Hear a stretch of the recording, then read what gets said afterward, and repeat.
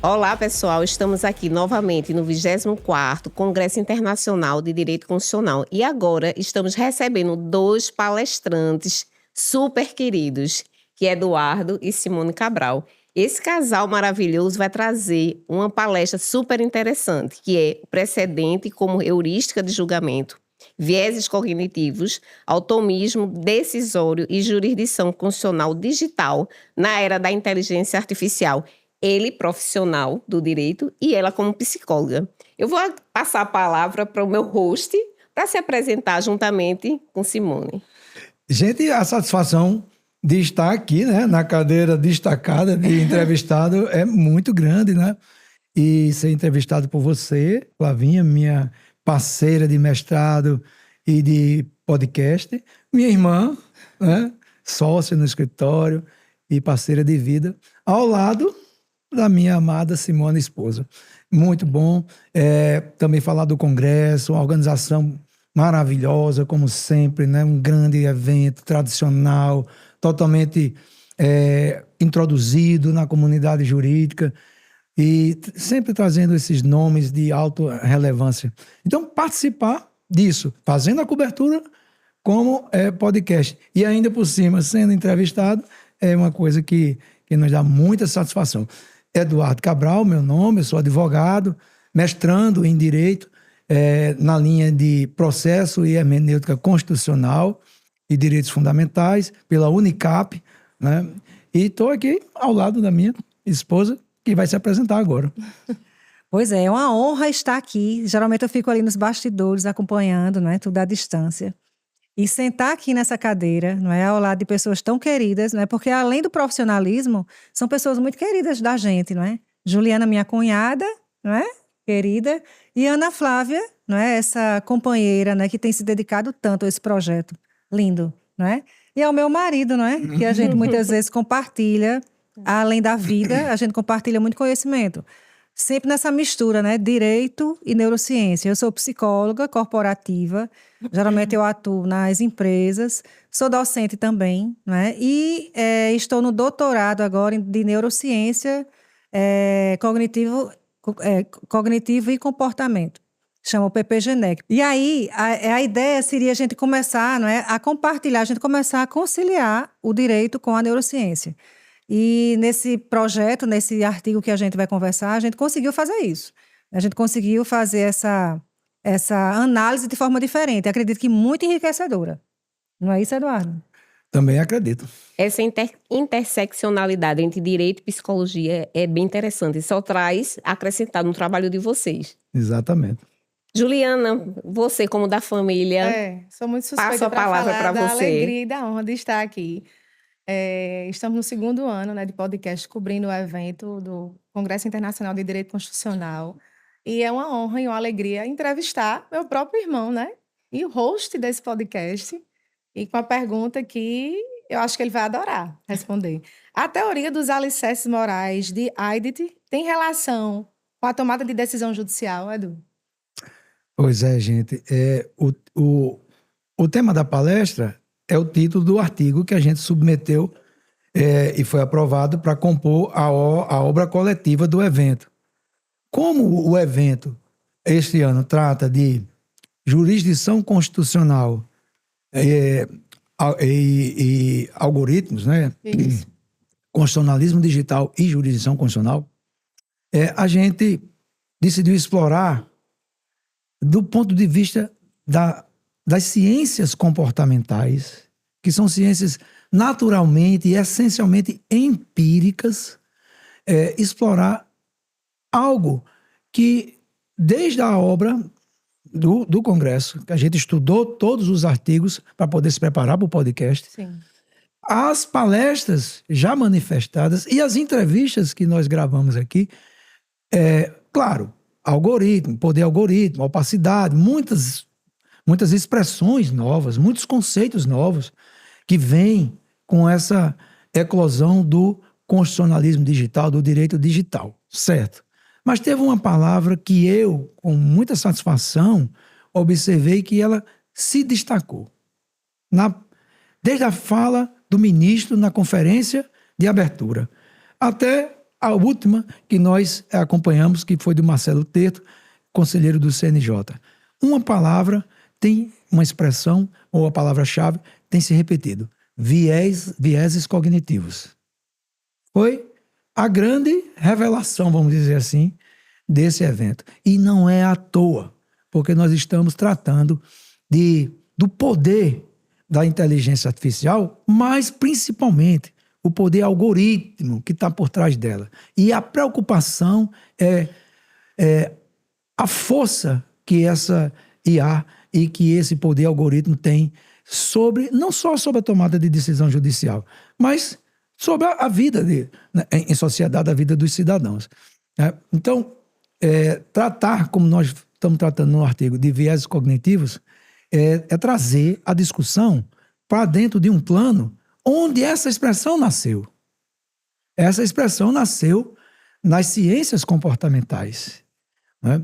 Na economia comportamental e, muito mais especificamente, na obra que é a Bíblia dos neurocientistas, na obra de Daniel Kahneman, que foi, em 2012, salvo engano, o ganhador do Prêmio Nobel de Economia, tratando de vieses cognitivos. Né? Em 2012, gente, nós estamos um pouquinho atrasados, né, para tratar desse assunto. Né? Naquela época, a economia já tinha observado o quanto é importante estar atento para essa questão, essa temática dos vieses cognitivos. Né? Então, a pergunta é sobre a teoria dos alicerces. Isso. A teoria dos alicerces, de Jonathan Haidt, ela é uma derivação da teoria do processo dual de pensamento, que essa sim é de Daniel Kahneman. No livro Rápido e Devagar, Duas Formas de Pensar, Kahneman, ele explica que não existe racionalidade sem o comprometimento da intuição, que é uma instância, e a professora vai dizer já, é uma instância não racional, no sentido do ego controlar. A intuição, ela vem como a emoção, ela vem sempre carregada. Sim. E lá por dentro, no cérebro, ela vai explicar melhor, essa intuição chega com uma carga emocional e o motivo dessa intuição, muitas vezes, é uma emoção. Né? Então, ele traz o sistema 1, rápido, intuitivo, responsivo ao contexto, do ponto de vista de se eu estou com calor, eu fico mais estressado. Se eu estou com fome, também. Então, já dizem, não é uma boa hora você despachar com o juiz no final do expediente, porque tanto exatamente. Você como ele estão... E na hora do almoço também não. E também não é isso. Então, assim, o sistema 1, ele é um sistema rápido, não deliberativo e intuitivo, automático. Depois que a gente aprende a escovar os dentes, a gente escova automaticamente. Dirigir automaticamente, você tem reflexo. Você nem... você é atleta. Você está correndo, ou está nadando, está numa bike. Tem situações ali do momento que você age sem pensar. Automaticamente. Esse é o sistema 1. E ele funciona o tempo todo. Ele não só funciona nesses momentos em que você... Sem gastar energia, né? A função do sistema 1 é economizar energia. Por isso que a ciência é chamada de ciência da economia comportamental. Né? Então você tem o sistema 1, que ele é rápido, intuitivo e automático. E tem o sistema 2, que é o oposto dele. E tem uma função de controlar esse sistema 1. Então você tem o sistema deliberativo, é o devagar. O sistema 2 é deliberativo, ele é cognitivo, ele é consciente. O primeiro é inconsciente, porque aquele movimento surge sem você ter controle dele. E a função desse aqui é controlar esse. Então, vamos trazer isso para o universo da tomada de decisão. Sim. Eu chego na teoria dos alicerces. Vamos tomar isso para o contexto e logo vamos alcançar o tema central, que é o constitucionalismo digital e jurisdição constitucional. Eu sou um juiz e vou tomar uma decisão. Eu pego um processo e já vi, esse tema eu conheço. Então, assim, eu estou com 50 processos ali na régua da meta. Eu tenho que cumpri a meta. Estou com 50 processos. Desses 50, vamos dizer que para essa semana, 10 eu tenho que sentenciar. E aí você tem uma emoção. Ah, esse aqui eu conheço. Essa matéria eu já conheço. Já sei o que é que eu vou fazer. Quando você tem essa intuição, você não pensa como eu estou falando. Ah, eu conheço, já sei o que vou fazer. Isso é uma coisa que surge na sua cabeça. Essa temática está tranquila. Que é o rápido, né? É o rápido, Que é o sistema 1. Isso. Né? Esse sistema 1, ele vem com uma carga de sensações de certeza. Sim. Eu tenho certeza que eu conheço essa situação. Eu já sei Como é que que eu vou se eu fazer? checar algumas informações e bater, esse caso se encaixa nos demais. Então, eu fico tranquilo porque vou aproveitar e vou fazer logo esse. É como fazer concurso, é aquela questão que você já sabe. Eu vou nas fáceis, né? Que você tem a sensação de certeza que... Veja, então não se aplica só a tomada de decisão. Estou falando de concurso, e para tudo, gente, para tudo. Isso é traço evolutivo. Né? Daqui a pouco eu falo sobre as heurísticas. É porque é pouco tempo, né? Mas vamos lá. Então, o juiz pegou, viu que aquela causa se encaixa, fez assim um checklist rápido para confirmar aquelas informações que ratificam sua crença inicial de que aquele caso é fácil, assim, ele já pode até ter sido um caso difícil, mas como ele já conhece, ele sabe como resolver aquela situação. Então, o que é que ele faz? Faz o checklist e aí ele já toma a decisão. Se encaixa, eu vou julgar procedente. Ou se encaixa, vou julgar improcedente, porque está dentro do caso de negar, está dentro da hipótese de conceder, enfim, é uma extinção, eu vou só extinguir o processo sem mérito. Enfim, você já tem uma decisão. O ministro Fux, ano passado, ele concedeu uma entrevista na Conjur e ele disse, quando vou julgar, eu primeiro decido e depois eu fundamento. É isso. E ele não mentiu. Primeiro, o sistema 1 faz assim, isso assim, assim, assim, assado. No seu repertório. Sim, que é vasto. Fux é uma pessoa totalmente capacitada, não que os outros não sejam, nem nós também, mas, assim, tem repertórios bem maiores, né, do que os nossos. E é o caso. Então, ele vai lá, o sistema 1 checa no repertório. O sistema 1 já decidiu. Já decidiu. Sim. Só que ele tem uma certeza. Eu primeiro decido e depois fundamento. Ele não decidiu, gente. Ele não decidiu conscientemente. Foi intuitivamente. E naquela intuição, como eu disse inicialmente, vem uma carga de emoção.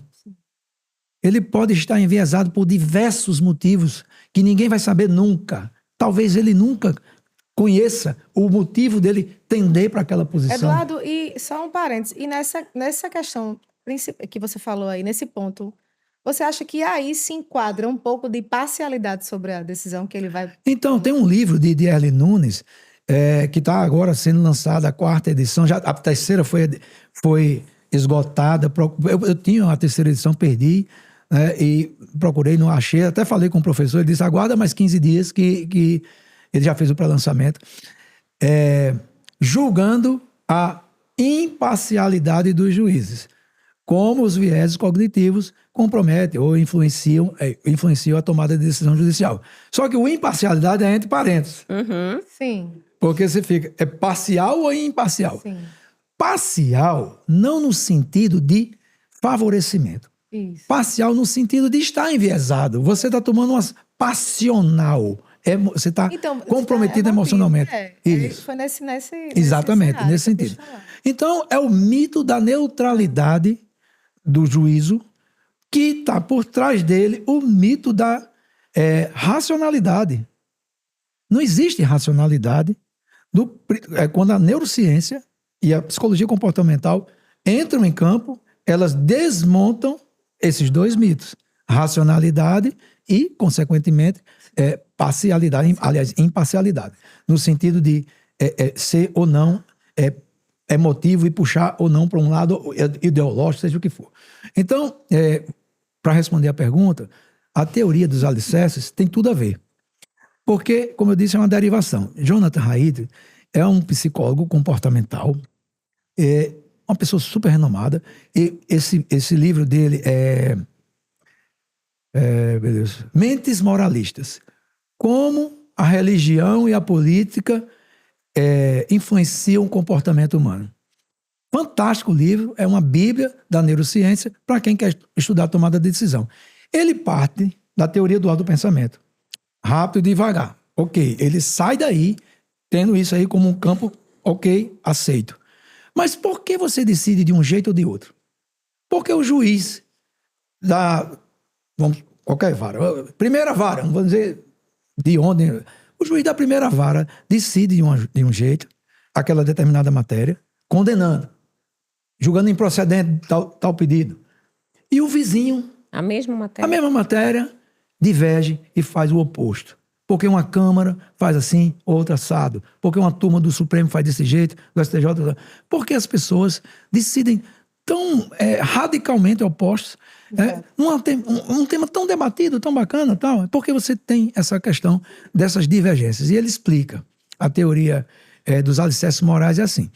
Nós temos, evolutivamente, uma tendência genética mesmo, mas do ponto de vista comportamental, para tender para alguns sentidos. Então você diz assim, alicerces vinculantes, proteção da autoridade. Todos nós aprendemos, aos longos de milhões de anos, que nós devemos preservar a ordem. Porque se a gente não preserva a ordem, o mundo vira um caos. E você não tem harmonia em casa, você não tem harmonia no trabalho. Então, vamos estabelecer a ordem. Não se estabelece ordem sem preservação da autoridade. Você tem que ratificar a autoridade. Né? As pessoas que estão à frente do comando e tudo mais, então, assim, aquelas pessoas merecem a ratificação do poder delas. Então, a autoridade. No oposto, tem o alicerce do cuidado. Eu vou dar só 2, porque são 8, aí a gente vai passar a tarde aqui. Você tem autoridade e cuidado. Quem não olha um bebezinho e fica, oh, que fofura, você assim, é chamado à ternura.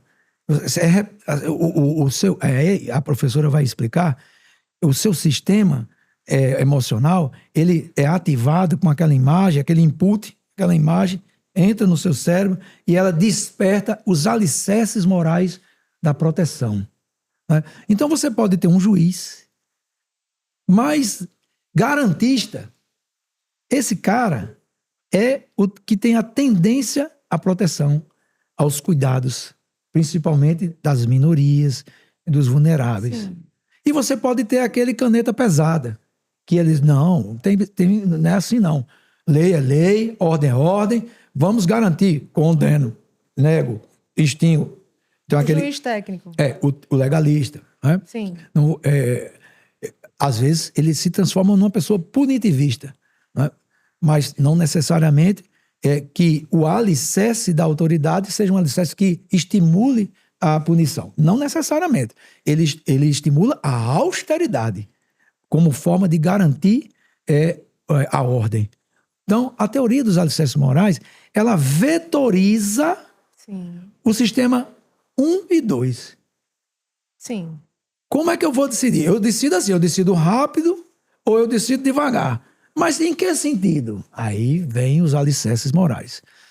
E tudo isso muito, muito estudado, tudo isso fruto de pesquisas empíricas, que são próprias das ciências sociais e que o direito precisa. E agora, nesse congresso, a gente está vendo o quanto é necessário a união disso, né?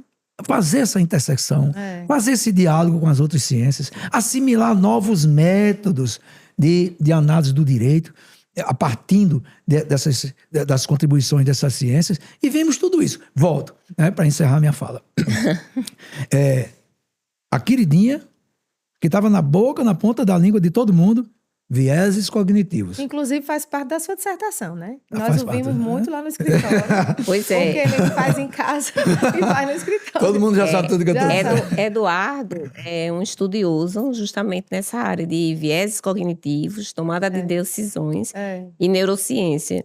E aproveitando ao final da sua fala, é interessante que por mais que você se aprofunde, como operador de direito, a gente sabe da necessidade de se utilizar de outras áreas de conhecimento, a exemplo da psicologia, Isso. para abordar o seu tema, para Exato. falar sobre o comportamento E, humano. Flávia, a psicologia comportamental, né? Exatamente. Que é a área de Simone. E Exatamente. não foi à toa que a gente fez essa casadinha, né? A Simone vai assumir agora e ela vai explicar como é que isso funciona neurobiologicamente. Porque É outra parte. outra coisa. Essa explicação precisa ser dada nos fóruns jurídicos. Como é que o cérebro funciona? Porque Tem que ser explicado pelo outro lado da ciência, a ciência da psicologia. senão a gente não vai entender. Exatamente. Então, Simone, só para responder, essa teoria, ela tem relação com a tomada de decisão judicial? Tem. A de Haid tem, Sim, totalmente. tem. É ela que vetoriza o sistema 1 e o sistema 2, né? Sim. O sistema dual de pensamento, ele é um mecanismo. Né? Ele funciona de tal forma, rápido ou devagar. Mas em que sentido? Sim. No sentido dos alicerces morais. Sim. Respondido, Flávia. Simone, diante de tudo que você já escuta e convive com o Eduardo sobre esse tema, agora eu quero que a gente saia um pouquinho da área do direito e entre na sua área, que é a psicologia. Queria que você explicasse como o cérebro funciona diante da tomada de decisões. Pois é, né, gente? O cérebro, eu sempre. Por que eu fui fazer neurociência? Porque eu fico encantada com a quantidade de facetas indecifráveis ainda que a gente não tem sobre o cérebro, né? Cada vez que se fala, mais parece que a gente faz, mas a gente descobriu uma área específica para determinada função, né? E a ideia da neurociência é justamente tentar compartimentalizar o cérebro para poder tentar entender. E é interessante que a gente vai vendo que não tem como compartimentalizar totalmente, porque uma área ela está interconectada com a outra, né? Então, várias pesquisas mostram que quando você perde um movimento em determinada área do cérebro, o cérebro ele vai aos pouquinhos se reconfigurando, que a gente fala na neuroplasticidade, e ele vai assumindo aquela função. Olha que bacana. Né? Então, uma área, às vezes a gente diz assim, aquela área de Broca, que é uma área específica, a amígdala, que é uma outra área específica. Mas hoje em dia, a gente tem cada vez mais estudado que existe esse interrelacionamento.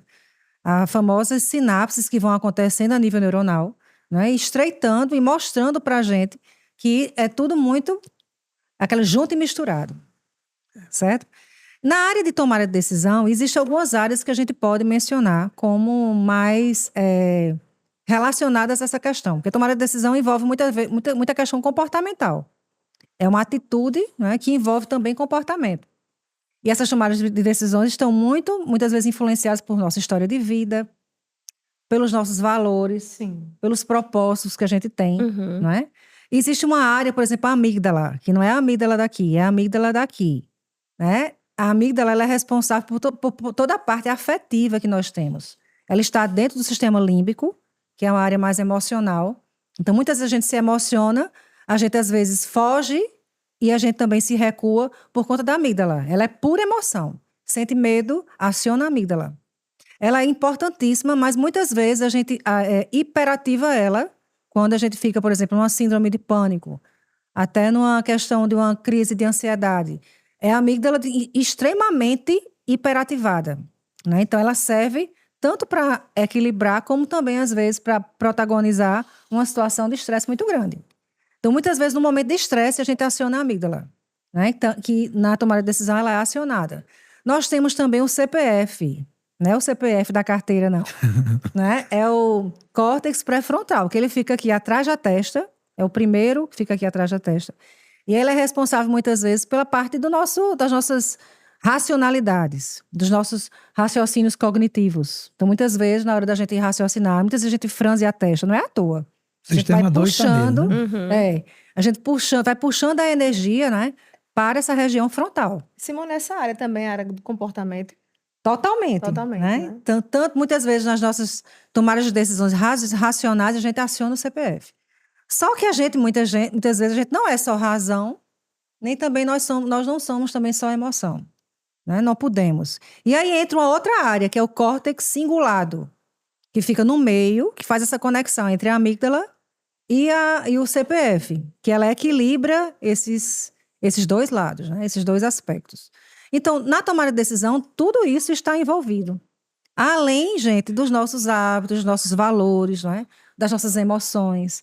Então, o cérebro, ele pesa em torno de 1 quilo a 1,5 kg, dependendo do porte das pessoas, né, do tamanho das pessoas. Mas só 20% dele, ele é responsável por a questão da massa corporal. Muitas vezes ele é 20% da nossa massa corporal, né? Então, ele é pequeno, mas ao mesmo tempo ele é potente, porque tudo passa por ele. É bem Né? recrutado, né? Para as O atividades. tempo todo, automaticamente. E as áreas ficam todas ativadas, não é? Todas Pra efeito de ativadas. tomada de decisão. Isso. Tem algumas pessoas que dizem assim, não, tem alguns teóricos que até antigamente diziam, a gente só usa uma parte do cérebro. Hoje já se fala que nós usamos todas, só que dependendo da área, digamos, se você for fazer um movimento, você usa determinadas áreas mais específicas, né? Quando você vai dormir, não acontece uma perda, você não perde o funcionamento do cérebro. O cérebro, ele reduz de funcionamento, mas ele nunca para, né? Os nossos traumas, são algumas curiosidades. Os nossos traumas, por exemplo, eles ficam lá registrados. Tudo passa pelo cérebro, né?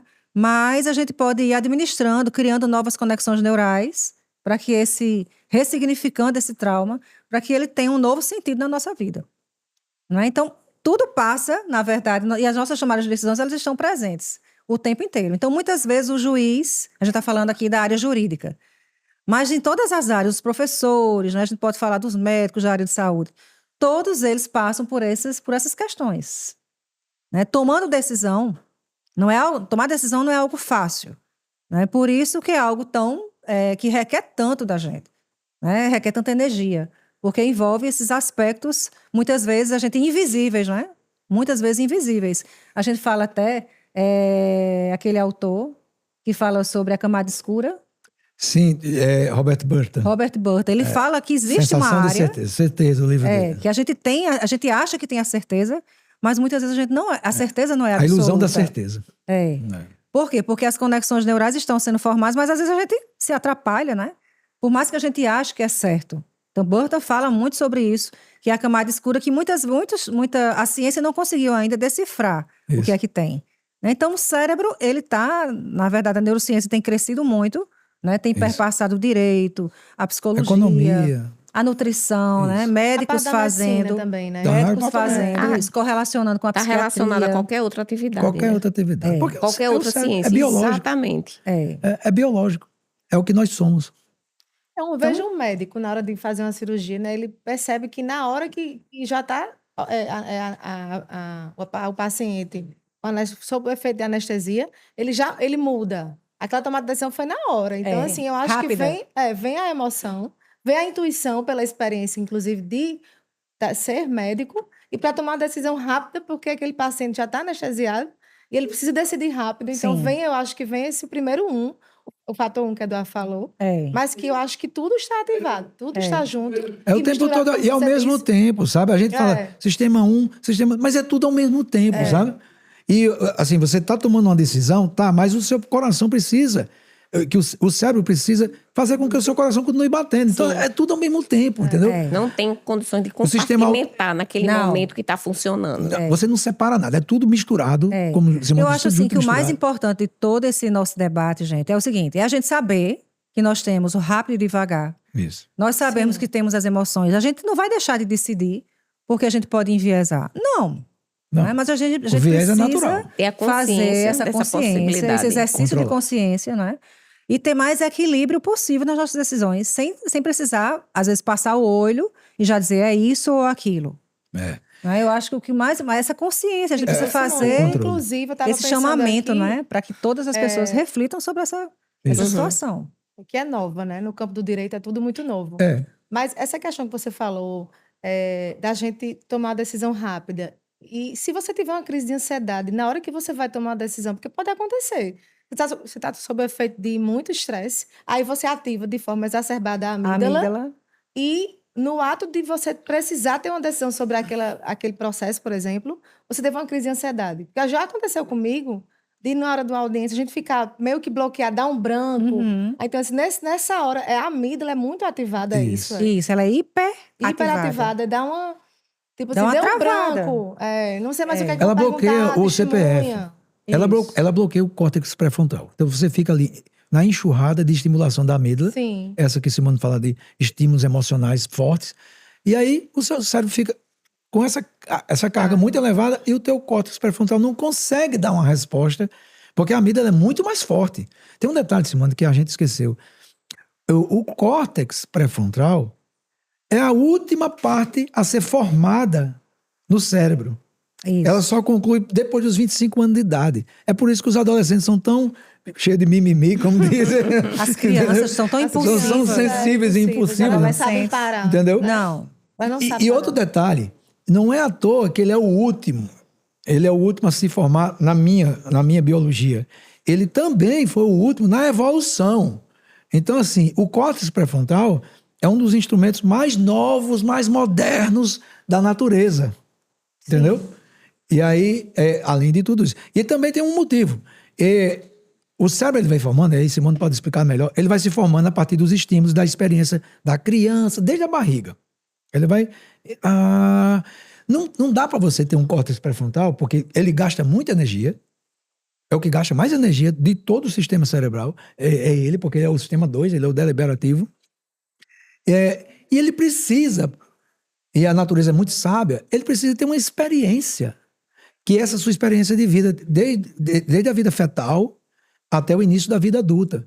Todos os traumas, tudo que você experimentou, o cheirinho da comida da vovó, tudo isso influencia para quando ele se forma, aí ele vai se conectar com esse histórico todo e vai começar Esse HD, a magia. esse HD. Exatamente. Aí ele começa a magia, não é Esse isso? histórico que é construído ao longo dessa vida que se iniciou e se formou na fase jovem adulta, né? Aí se forma com 25 anos, tem tudo a ver. Tem. Tem E tudo aí a ver. você tem hora que, só para fechar, porque eu já disse umas 3 vezes, só para fechar, mas